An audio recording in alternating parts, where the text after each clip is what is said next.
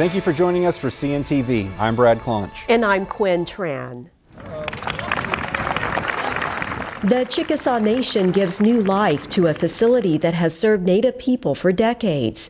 Governor Bill Anatubby led the ribbon cutting for the Carl Albert Service Center. The complex was once the Carl Albert Indian Health Facility. The renovated center now serves Chickasaw citizens seeking services or employment assistance, career development, and employee training. The building will also house many departments, including Human Resources and offices of the Undersecretary of Administrative Services and the Secretary of Interior Services. A new chapter begins today with the rebirth of this facility as the Carl Albert Service Center. Now, I insisted that Carl Albert's name still be on this facility. I believe the fact that the work that he did to actually help establish this facility was so important.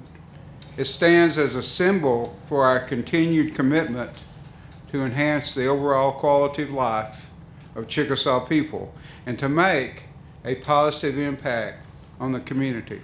The Chickasaw Nation WIC program and Bedré Café are also located in the building, which is more than 127,000 square feet. About 225 employees are working at the service center. Nearly 30 more will be hired for positions at the facility. We travel now to San Francisco, California. The Chickasaw Nation's documentary film First Encounter was screened there in November. The American Indian Film Institute selected the documentary to be screened during its 40th annual film festival. First Encounter is part of the Chickasaw Heritage Series. The documentary chronicles the Chickasaw Nation's initial contact with European explorers. First Encounter earned Best Documentary at this year's Trail Dance Film Festival. Come spend some time in Chickasaw Country during the holidays. The Chickasaw Nation is beautifully decorated for Christmas. At the Artesian Hotel, holiday decor greet guests.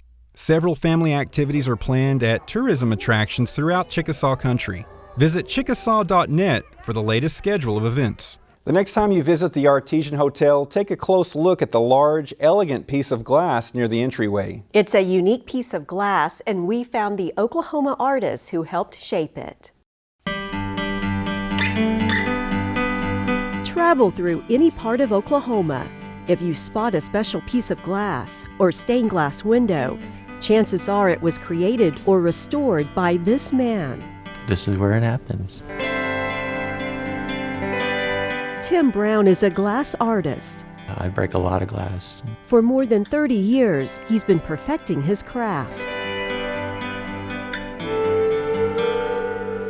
The number one rule, and always the rule, is glass breaks, and you have to get used to that.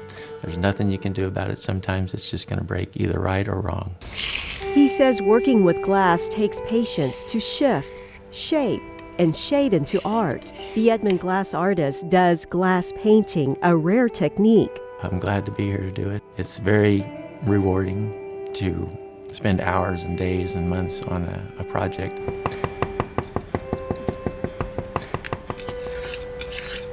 Building up multiple layers gives the three-dimensional effect, and then we can get the faces and the details of people's clothing and represent the Bible verses and churches and things like that. Each window has a story to tell.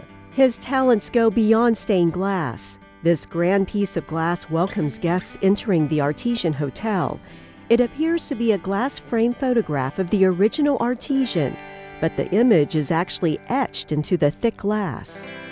It's a time-consuming process. We have to use a very, very fine sand. It's almost like flour, the consistency of the sand. And each time a little piece of that sand hits the glass, it etches it.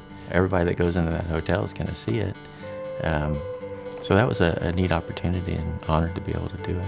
Tim was also honored to help create the stained glass centerpiece of the state capitol dome. It's a very intricate design in there. The state seal has all the 5 civilized tribes logos in it, and each piece is hand-painted. Glass is the only medium that I would work in. It's very magical. There's so many things that you can do with it.